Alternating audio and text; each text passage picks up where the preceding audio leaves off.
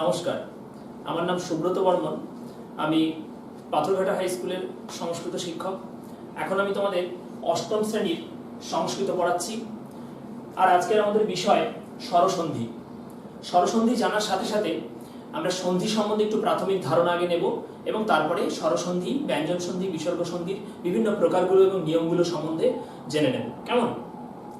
প্রথমেই দেখো, বোর্ডে লিখেছি সন্ধি। সন্ধির সংজ্ঞা কি, অর্থাৎ সন্ধি কাকে বলে। নামটা শোনা মাত্রই আমাদের মনে একটা ধারণা আসছে যে এটা কি সন্ধি। এটা ব্যাকরণের একটা বিষয়। এই সংজ্ঞা হলো পরসন্নিকর্ষ সংহিতা, অর্থাৎ সন্ধির যে আরেক নাম সেটাকে আমরা বলবো সংহিতা। কেমন? তো সংহিতা কি বা সন্ধি কি? পরসন্নিকর্ষ, এই শব্দগুলো আমাদের কাছে একটু অপরিচিত সংস্কৃতের শব্দ। দেখো, পর মানে বলতে চাইছে পাশাপাশি বর্ণ। কেমন? কেমন পাশাপাশি? খুব পাশাপাশি থাকা, অর্থাৎ অত্যন্ত ক্লোজ। কেমন? তো পাশাপাশি থাকা সন্নিকর্ষ অবস্থিত দুটি বর্ণের সংহিতা কি হয়? যোগ হয়। তাহলে পরসন্নিকর্ষ সংহিতা মানে কি বলতে চাইছে?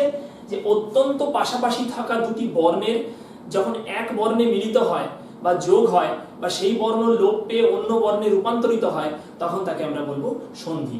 একটু সহজ ভাষায় যদি বলতে চাই যে সন্ধি কাকে বলে, যখন অত্যন্ত সন্নিহিত দুটো বর্ণ পাশাপাশি মিলিত হয় তখন তাকে আমরা বলবো সন্ধি। কেমন? এবার এই সন্ধির প্রয়োজনীয়তা কোথায়? সন্ধি আমরা কেন করব? সন্ধির প্রয়োজনীয়তা কোথায়? সন্ধির প্রয়োজনীয়তা সমাসের ক্ষেত্রে। ব্যাকরণের আরো অন্যান্য বিষয়গুলো রয়েছে, তার মধ্যে আমাদের সমাস একটা গুরুত্বপূর্ণ বিষয় এবং সেই সমাস করতে গিয়ে আমাদের সন্ধিটা খুব গুরুত্বপূর্ণ। অর্থাৎ সমাস করার সময় সন্ধি অবশ্যই লাগবে। অর্থাৎ সমাস যখন করব তখন সন্ধি ভেঙে ভেঙে আমাদের সমাসগুলো করতে হয়। কেমন? এরপর দেখো, আমি একটা উদাহরণ তোমাদের লিখেছি। তাহলে আমরা সন্ধির সংজ্ঞা জানলাম এবং সন্ধির প্রয়োজনীয়তা কোথায় সমাসের ক্ষেত্রে বললাম, এবং ব্যাকরণের আরো অন্যান্য অংশের ক্ষেত্রে কিন্তু আমাদের সন্ধির প্রয়োজন পড়ে। আমি বললাম পাশাপাশি দুটো বর্ণ যখন মিলিত হয় তখন তাকে আমরা সন্ধি বলি। কেমন পাশাপাশি? অত্যন্ত পাশাপাশি, এতটাই পাশাপাশি থাকে এবং তাদের মধ্যে মিলিত হওয়ার একটা প্রবণতা থাকে। তার একটা উদাহরণ লিখেছি, এই উদাহরণটাতে তোমরা হয়তো বুঝতে পারবে। দেখো, এখানে লিখেছি দেব প্লাস আলয়। এটাকে সন্ধি করে আমরা কি পাই? দেবালয়। সন্ধি করে কি পাই? দেবালয়। তাহলে দেব প্লাস আলয়, দেবালয়, এই শব্দটা তোমাদের পরিচিত। এই দেব শব্দকে ভেঙে দেখো, দ অ, দ এ, ব অ। তাহলে এখানে আমরা দেব শব্দের শেষে একটা অ পেলাম। এই দেব শব্দের শেষে ব মানে বয়ের সঙ্গে অ উচ্চারণ হয়েছে, সেই জন্য অ পেলাম। এবার দেখো আলয়, এই আলয়ের আ সামনে রয়েছে, তাহলে আলয়ের প্রথমের বর্ণটা আমরা পেলাম আ। কেমন? আর তারপরে যথারীতি ল অ অন্তস্থ অ। তাহলে এইভাবে করে আমরা দেব প্লাস আলয়, অর্থাৎ এটা দেব আর এটা আলয়। এবার দেখো, এই দুটো বর্ণের একেবারে পাশাপাশি অবস্থিত দুটো সমগোত্রীয় বর্ণ, স্ববর্ণ দুটো, কি? স্বরীয় এবং স্বরিয়া। এই দুটো বর্ণ যোগ হয়ে একটা আকার হয়েছে, যার ফলে শব্দটা এরকম দেবালয় হয়েছে। আমি এখানে লিখেছি দেখো, দেবালয়। তাহলে দেব প্লাস আলয়, দেবালয়। এরকম আরো অনেক উদাহরণ রয়েছে, বিদ্যা প্লাস আলয়, বিদ্যালয়। কেমন? এবারে সন্ধি কখন করব আর সন্ধি করার প্রয়োজনীয়তা কি সেটা সম্বন্ধে একটু জানলাম। এবার সন্ধি কখন করব? দেখো, সন্ধি করার জন্য বক্তার ইচ্ছা খুব গুরুত্বপূর্ণ। অর্থাৎ সন্ধি করব কি করব না সেটা সম্পূর্ণ আমার উপর নির্ভর করে। তবে কিছু কিছু ক্ষেত্র আছে যেখানে সন্ধি অবশ্য করতেই হবে। যদি আমি কোনো শ্লোক রচনা করি বা শ্লোক লিখি, তাহলে সেখানে সন্ধি অবশ্যই যুক্ত করে লিখতে হয়, অর্থাৎ সন্ধিবদ্ধ পদেই লিখতে হয়। কেমন? এরপরে যখন আমরা কোনো সূত্র লিখব, সেই সূত্রের মধ্যে সন্ধিগুলোকে, সন্ধিবদ্ধ পদগুলোকে যদি সন্ধি করা সম্ভব হয়, অর্থাৎ একটা পদের সঙ্গে আরেকটা পদের যদি সন্ধি করা সম্ভব হয়, যুক্ত হওয়ার প্রবণতা থাকে, তাহলে তাদেরকে যুক্ত করে সন্ধি করে তারপরে আমরা সূত্রে সেটাকে প্রয়োগ করতে পারি। কেমন? তাহলে সমাসের ক্ষেত্রে আর বক্তার ইচ্ছার উপরে নির্ভর করে আমাদের সন্ধি, শ্লোকের ক্ষেত্রেও নির্ভর করে সন্ধি। এবার দেখো, আমাদের সন্ধির প্রকারগুলো জানবো। কেমন? সন্ধির প্রকার কি? এখানে লিখছি সন্ধি। সন্ধিকে মূলত সংস্কৃতে আমরা তিনটে ভাগে ভাগ করি। একটা হচ্ছে স্বরসন্ধি, 2 ব্যঞ্জন সন্ধি,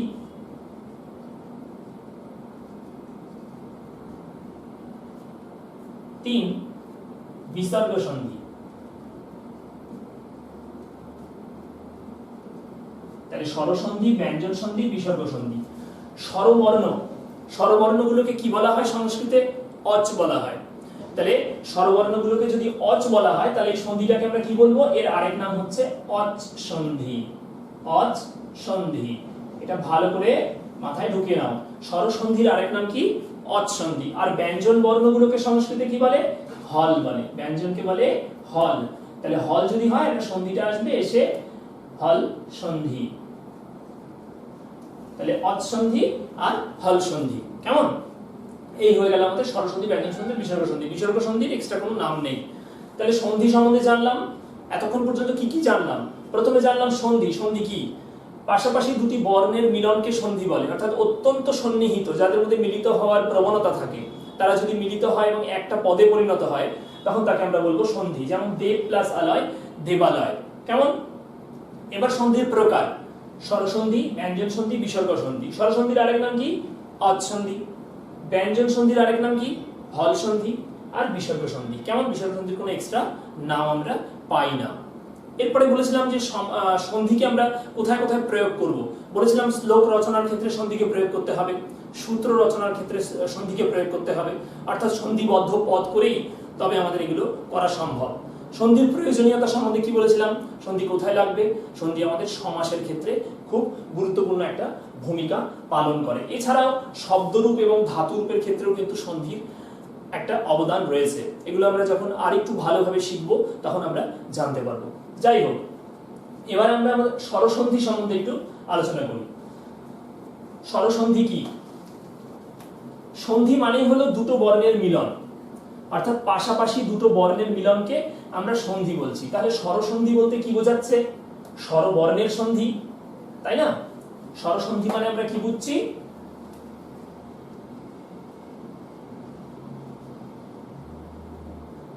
অচ সন্ধি। স্বরবর্ণের আরেক নাম অচ, তাই এটা অচ সন্ধি। ঠিক আছে, এবার আমরা স্বরসন্ধি সম্বন্ধে জানছিলাম। স্বর কি বলেছিলাম? পাশাপাশি দুটি বর্ণের মিলনকে সন্ধি বলে। তাহলে স্বরসন্ধির সংজ্ঞাটা এখান থেকে কি পাই? যে একটা স্বরবর্ণ, স্বরবর্ণ প্লাস আরেকটা স্বরবর্ণ। তাহলে এই দুটো স্বরবর্ণের একটা পদে মিলিত হওয়াকে আমরা বলবো স্বরসন্ধি। তাহলে স্বরসন্ধি কাকে বলে? স্বরবর্ণের সঙ্গে স্বরবর্ণের মিলনকেই আমরা বলবো স্বরসন্ধি। একটু আগে যে উদাহরণটা আমরা নিয়েছিলাম দেখো, আবার লিখছি, দেব প্লাস আলয়। এখানে দেবের শেষে অ উচ্চারণ হচ্ছিল আর শুরুতে আলয়ের শুরুতে আ। তাহলে এই দুটো মিলিত হয়ে কি হয়েছিল? একটা আতে পরিণত হয়েছিল, তাই তো? যার ফলে এই দুটো পদ এক পদে মিলিত হয়ে দেবালয়, এই সন্ধিটা সম্ভব হয়েছিল। তাহলে এখানে কোন কোন বর্ণ মিলিত হয়েছে? এখানে অ আর আ, অর্থাৎ দুটোই কিন্তু স্বরবর্ণ। তাহলে আমরা এই সন্ধিটাকে কি বলবো? স্বরসন্ধি বলবো। এইরকম ভাবে আমরা ব্যঞ্জন সন্ধি এবং বিসর্গ সন্ধিও পেয়ে যাব। আপাতত আমরা স্বরসন্ধি সম্বন্ধে একটু জানছি। স্বরসন্ধির অনেক নিয়ম রয়েছে, স্বরসন্ধির অনেক নিয়ম রয়েছে, সেই নিয়মগুলো আমরা একে একে জানবো। তবে সেই নিয়মগুলো জানার আগে একটা বিষয় আমাদের খুব ভালো করে জেনে নিতে হবে, সেটা হচ্ছে স্ববর্ণ। স্ববর্ণ কি? কারণ পরবর্তী সূত্রে আমাদের স্ববর্ণটাই আসবে। স্ববর্ণ নামটার সঙ্গে তোমরা হয়তো অনেকেই পরিচিত। স্ববর্ণ কি? অর্থাৎ কিছু কিছু বর্ণ আছে স্বরবর্ণমালায়, কিছু কিছু বর্ণ আছে যে বর্ণগুলো একই উচ্চারণ স্থান থেকে উচ্চারিত হয়, অর্থাৎ তাদের উচ্চারণ স্থান মোটামুটি একই।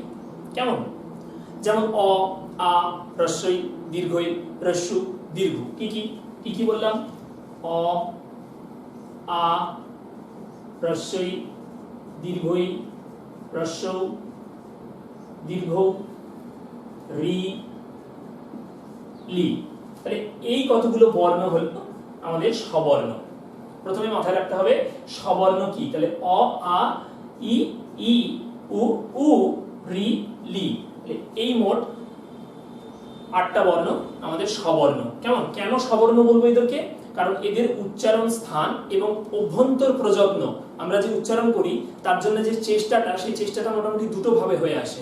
এক হচ্ছে বাহ্য প্রযত্ন, অর্থাৎ আমরা বাহ্যিকভাবে যে প্রযত্ন করি বা চেষ্টা করি, এবং অভ্যন্তর প্রযত্ন, অর্থাৎ আমাদের বাকযন্ত্রের অনেকগুলো প্রযন্ত্রের চেষ্টার মধ্যে দিয়ে এক স্বর ফুসফুস থেকে বেরিয়ে একটা বাকযন্ত্রে গিয়ে আঘাত করে, তারপরে আরেকটা বাকযন্ত্রে গিয়ে আঘাত করে সেখান থেকে স্পৃষ্ট হয়ে বেরোয়, তাহলে আমরা বলছি তাদেরকে স্ববর্ণ। তাহলে যে সমস্ত বর্ণ অভ্যন্তর প্রযত্ন এক, এই সমস্ত বর্ণগুলোর অভ্যন্তর প্রযত্ন এক, কেমন?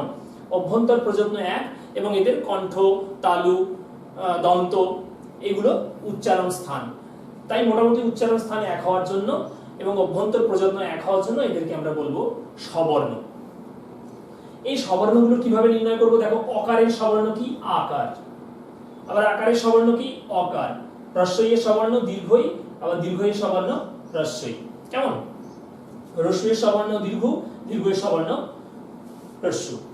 আর রি আর লি এই দুটোর মধ্যে স্ববর্ণ হচ্ছে, রি এর স্ববর্ণ হচ্ছে তোমার লি, আর লি এর স্ববর্ণ রি। আবার এর সাথে রি এর সঙ্গে আরেকটা রয়েছে, সেটা হচ্ছে হ্রস্বরি আর দীর্ঘরি, কেমন? এই দীর্ঘরিটাও রয়েছে। এটা আমাদের এখন একটু কম প্রয়োজন পড়ছে। যাই হোক, তো আমাদের যে পরবর্তী সূত্র সেটার নাম হলো স্ববর্ণের সন্ধি।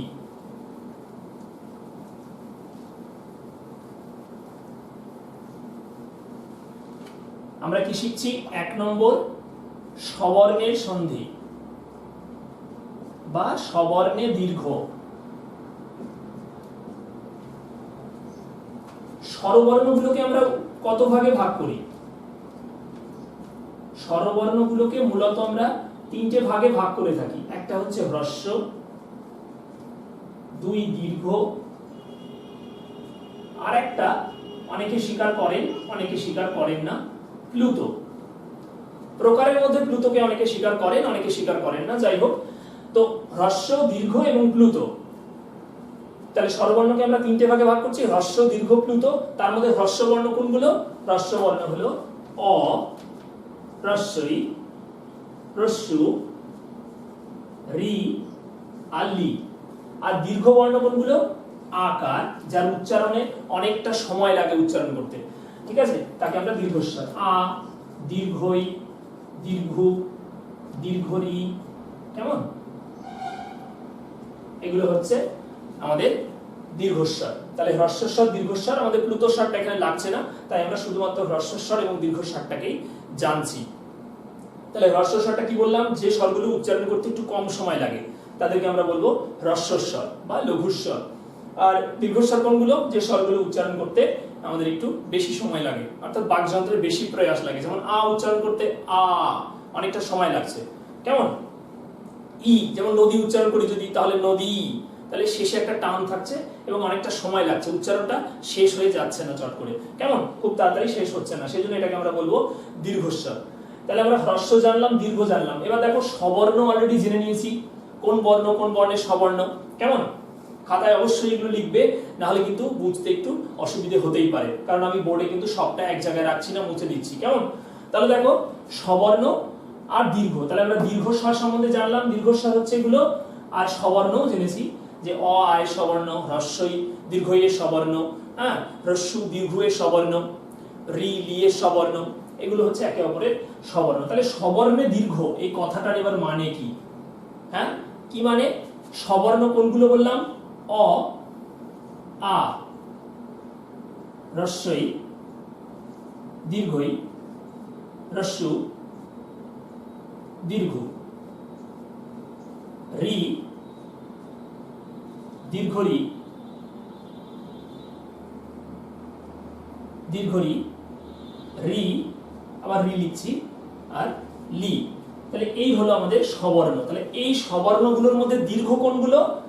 একটা হ্রস্ব থাকে, একটা দীর্ঘ থাকে। একটা হ্রস্ব, হ্রস্বই, একটা দীর্ঘই, একটা হ্রস্বই, একটা দীর্ঘই, একটা হ্রস্বই, একটা দীর্ঘ। তাহলে একটা হ্রস্ব এবং একটা দীর্ঘ, এই দুটো করে অল্টারনেট থাকে। তাহলে যখন আমরা এই বর্ণগুলোর সঙ্গে এই বর্ণগুলোর মিলন ঘটাবো, যদি আমি প্রথমটাকে নিই অ আর আ, তাহলে এখানে কটা সূত্র বেরোবে? অ এর সঙ্গে অ ইজ ইকুয়াল টু কি হবে? বলেছে স্ববর্ণ যোগ করলে কি হয়? দীর্ঘ হয়। তাহলে স্ববর্ণ হচ্ছে এগুলো, আর এই বর্ণগুলোর মধ্যে দীর্ঘ কোনটা? অ, অ এর স্ববর্ণ কি? আ, আর আ এর আ হচ্ছে সবসময় দীর্ঘ। তাহলে অ যোগে অ যোগে আ, কেমন? এবার এই অ এর সাথে আবার আ যদি যোগ করি, তাহলে এই দুটো বর্ণের মধ্যে দীর্ঘ কোনটা? এটা। তাহলে এই দীর্ঘটাই এখানে আসবে। এবার যদি আ এর সাথে অ যোগ করি, তাহলে পেয়ে যাব আ। সেম আবার যদি আমরা আ এর সাথে আ যোগ করি তাহলে আমরা এখানে আ পেয়ে যাব। আশা করি বোঝাতে পারছি। দেখো মানে কি বলেছিল সূত্রে, যে স্ববর্ণে দীর্ঘ হয়, এগুলো স্ববর্ণ, অর্থাৎ স্বরীয়, স্বরিয়া, হ্রস্বই দীর্ঘই, হ্রস্ব দীর্ঘ, রি দীর্ঘ রি, লি, এগুলো হচ্ছে সব স্ববর্ণ। আর এই স্ববর্ণগুলোর মধ্যে একটা করে হ্রস্ব আছে, একটা করে দীর্ঘ আছে। যখন এই বর্ণগুলো, স্ববর্ণগুলো, দেখো অকারের স্ববর্ণ অকার, এই দুটো যখন একসাথে যোগ হলো তখন কিন্তু এদের যে দীর্ঘ বর্ণ, কোনটা দ্বিবর্ণ দীর্ঘ, এই যে অকারের দীর্ঘ বর্ণ আকার, তখন আকার পেয়ে গেলাম। আবার দেখো অকারের সঙ্গে যখন আকার হচ্ছে তখন তাদের দীর্ঘ কোনটা, এই দুটোর মধ্যে দীর্ঘ কোনটা আকার, তাই এখানে আকার পেলাম। আবার আকারের সঙ্গে অকার যখন মিলিত হচ্ছে তখন আমরা দীর্ঘ কোনটা পেলাম, আকার, তাহলে আকার হয়ে যাচ্ছে। এবার আকারের সঙ্গে আকার হলে দুটোই দীর্ঘ আছে কিন্তু দীর্ঘ হবে, তাই একটা দীর্ঘকেই দীর্ঘ হিসেবে নিয়ে আকার। কেমন? এরপরে এইভাবে করে আমরা অকার আর আকারটাকে লিখলাম। এবার সেম হ্রস্বই দীর্ঘই করে লেখা যেতে পারে। হ্রস্বই প্লাস হ্রস্বই, অর্থাৎ হ্রস্বই এর দীর্ঘ বর্ণ কোনটা, হ্রস্বই দীর্ঘ বর্ণ দীর্ঘই, তাহলে আমাদের হয়ে যাবে দীর্ঘই। কেমন? তাহলে হ্রস্বই প্লাস হ্রস্বই ইজ ইকুয়াল টু দীর্ঘই। এবার হ্রস্বই প্লাস দীর্ঘই ইজ ইকুয়াল টু দীর্ঘই। আবার দীর্ঘই প্লাস হ্রস্বই ইজ ইকুয়াল টু দীর্ঘই। দীর্ঘই প্লাস দীর্ঘই ইজ ইকুয়াল টু দীর্ঘই। কেমন? এইভাবে আমরা হ্রস্বই এবং দীর্ঘই এটা জানলাম। এরপরে হ্রস্ব দীর্ঘ সেম, এইভাবে করে হ্রস্ব দীর্ঘ আমরা বের করব। তারপরে রি, দীর্ঘ রি এবং লি, এইভাবে করে কিন্তু অনেকগুলো সূত্র। যদি আমরা এগুলোকে সিঙ্গেল ভাবে পড়ি, আলাদা আলাদা ভাবে, তাহলে বলতে হবে অ প্লাস অ ইজ ইকুয়াল টু আ, এটি 1 নম্বর সূত্র। কেমন?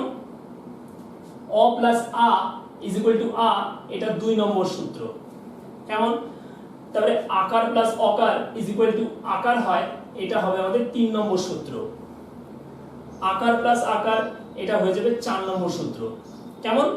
তাহলে এতগুলো সূত্র আমরা পাচ্ছি, তার মানে অনেকগুলো সূত্র আমাদের মুখস্থ রাখতে হচ্ছে। কিন্তু যদি আমরা সূত্রের মানেটাকে একবার বুঝে নিই, যে স্ববর্ণে দীর্ঘ, অর্থাৎ আমি যে বর্ণটার সঙ্গে যে বর্ণটার যোগ করছি সেই বর্ণটার স্ববর্ণ কি, অর্থাৎ অকারের স্ববর্ণ অকার প্লাস আকার। এবার এই অকার আর আকারের মধ্যে কোনটা দীর্ঘ, আকার দীর্ঘ, তাই এই দুটো মিলন হয়ে গেলে সবসময় আকার হবে।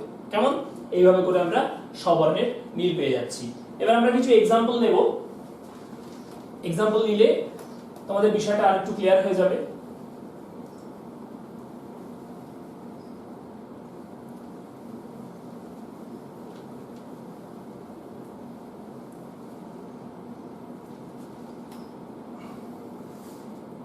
দেখো অতি যোগ ইবো, এই সন্ধিটাকে একটু সলভ করার চেষ্টা করি, আর এখানে কোন সূত্র আছে সেটা একটু দেখার চেষ্টা করি। দেখো অতি শব্দের শেষে এখানে কি উচ্চারিত হয়েছে, হ্রস্বই, অতি ই, তাহলে এখানে কি আছে ই। আর এখানে দেখো ইবোতে কি আছে, প্রথমে ই, প্রথম টুকরোটার প্রথম অংশটার শেষ বর্ণ, প্রথম অংশটার শেষ বর্ণ, আর শেষের অংশটার, এটা শেষের অংশ, এটার প্রথম বর্ণ। কেমন? তাহলে এই দুটোর মিলনের ফলে ই আর ই, মানে দুটোই হ্রস্বই, এই দুটো হ্রস্বই যোগে আমাদের কি পাবো, আমরা দীর্ঘই পাবো। তাহলে কোন জায়গায় দীর্ঘই হবে, এই দুটো বর্ণের জায়গায় দীর্ঘই হবে। তাহলে সামনের অটা ঠিক থাকবে অ, ত বর্ণ ঠিক থাকবে, আর হ্রস্বইয়ের জায়গায় কেমন, আর হ্রস্বইয়ের জায়গায় আমরা পেয়ে যাব দীর্ঘই। তাহলে অতি আর এই বটা ঠিক থাকবে, সেই জন্য হয়ে যাবে ব। কেমন? তাহলে অতি ব, এটা কোন সূত্রে পেলাম, হ্রস্বই প্লাস হ্রস্বই ইজ ইকুয়াল টু দীর্ঘই, এই সূত্রে পেলাম। এটা স্ববর্ণে দীর্ঘ সূত্রের মধ্যে রয়েছে আমাদের। কেমন? আর একটা যদি উদাহরণ নেওয়া যায়, তাহলে দেখো মহা যোগ অর্ণব ইজ ইকুয়াল টু কি হবে, দেখো মহা শব্দের শেষে কি আছে, মহা শব্দটার শেষে আছে আ, আর অর্ণবের শুরুতে অ। তাহলে আকার আর অকার এই দুটো পরস্পরের স্ববর্ণ, আর পরস্পরের স্ববর্ণের মধ্যে দীর্ঘ কোনটা, স্ববর্ণ পেলাম। এবার দীর্ঘ কোনটা, এই দুটোর মধ্যে আকারটা দীর্ঘ, তাই আমরা যোগ করে সবসময় আকারটাই পাবো, হ্রস্বটা কখনো পাবো না, কারণ এখানে বলেছে দীর্ঘ হয় স্ববর্ণের ফলে। দুটো স্ববর্ণ যুক্ত হলে ওই স্ববর্ণটা সবসময় দীর্ঘ বর্ণটা হয়, এই দীর্ঘ বর্ণ আকার। তাহলে আমরা কি লিখবো, মহা মহার্ণব। কেমন? বিসর্গ সংস্কৃত সন্ধি। তাহলে মহা প্লাস অর্ণব মহার্ণব। এইভাবে করে আমরা আরেকটা সূত্র পেলাম। সবর্ণে দীর্ঘ মানে হচ্ছে এইভাবে। কেমন? এইভাবে আমাদের সূত্রগুলো জানতে হবে একে একে। এরপরে আমরা আরেকটা সূত্রে চলে আসি। আরো দু একটা উদাহরণ তোমাদের দেখাই। দেখো বলেছে মহি যোগ ইন্দ্র।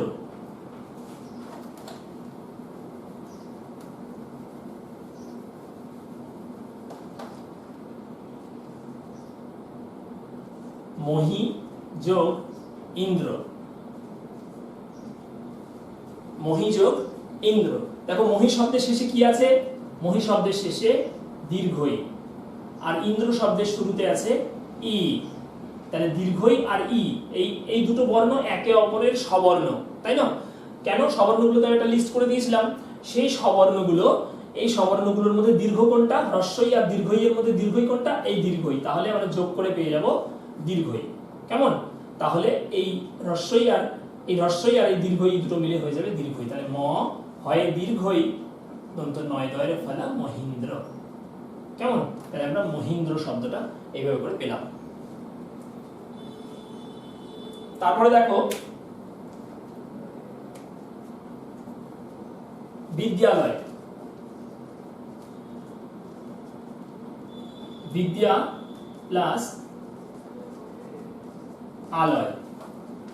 এখানে কোন কোন বর্ণ পাই? দেখো বিদ্যা শব্দের শেষের অংশে আছে আকার, আর আলয় শব্দের শুরুতে আছে আ। তাহলে দুটো আ মিলে কি হবে?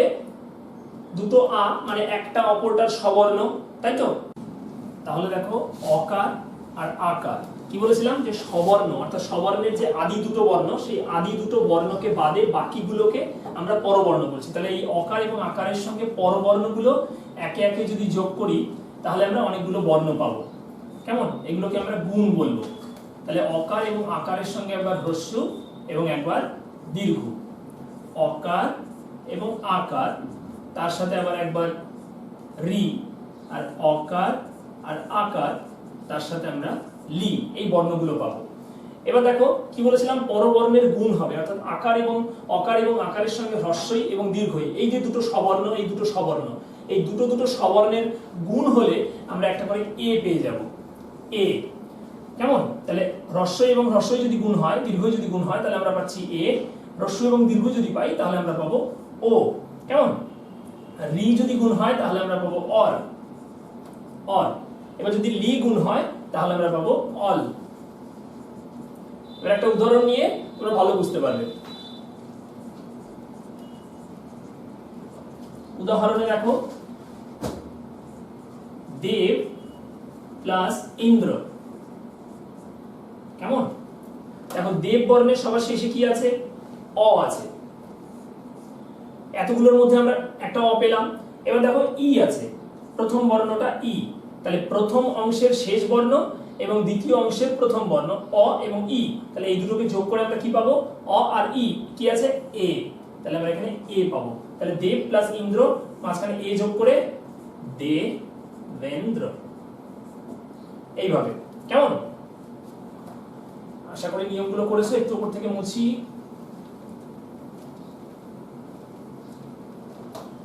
এবার দেখো একটা উদাহরণ দেখো কি বলেছে? গণ প্লাস ইশ। তাহলে দেখো গণতে কি আছে? অকার, আর ইশের প্রথম বর্ণ আছে দীর্ঘই। তাহলে একবার আমরা হ্রস্বই পেয়েছিলাম, তাও একার হয়েছিল। এবার আমরা দীর্ঘই পেলাম, তাও কিন্তু এই দুটো বর্ণের গুণ হয়ে কি পাবো? এ। কেমন? তাহলে কি হয়ে যাবে? গণ যোগ ইশ ইজ ইকুয়াল টু গণেশ, এই বর্ণ। তাহলে এইভাবে আমরা এই পরবর্ণের গুণ সূত্রগুলো পড়ে নেব। লাস্ট আরেকটা উদাহরণ দেখো, আরেকটু তোমাদের ক্লিয়ার হয়ে যাবে। সূর্য উদয়। এখানে দেখো সূর্য বর্ণের শেষ কি আছে? সূর্য শব্দের শেষে আছে অকার, আর উদয়ের প্রথম বর্ণ আছে উ।